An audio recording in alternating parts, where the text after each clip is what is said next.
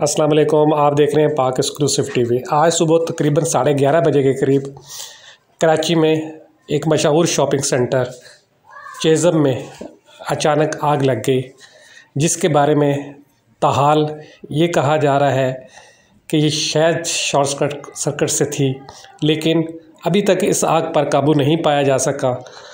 तकरीबन 5-6 घंटे हो गए हैं, लेकिन ताहाल आग पर काबू नहीं पाया जा सका। फायर ब्रिगेड के साथ साथ मुख्तलिफ़ अदारों की फायर ब्रिगेड भी आग बुझाने में मसरूफ़ हैं। दूसरी जानिब मुख्तलिफ़ समाजी अदारों की एम्बुलेंस भी मौजूद है, ताकि किसी एमरजेंसी की सूरत में उनको इस्तेमाल किया जा सके।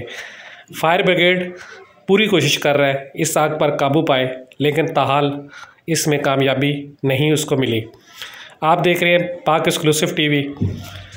ये मनाजिर हैं दोपहर के, लेकिन अभी तक जो है इस आग पर काबू नहीं पाया जा सका।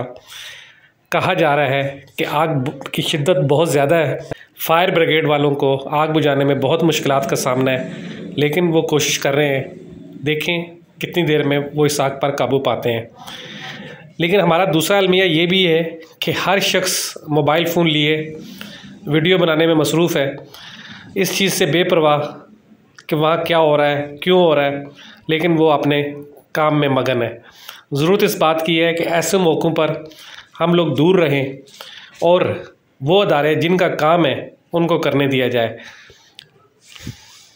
मुख्तलिफ़ फैमिलीज़ अपना घर बार छोड़कर जान बचाने के लिए घर से निकल पड़ी हैं।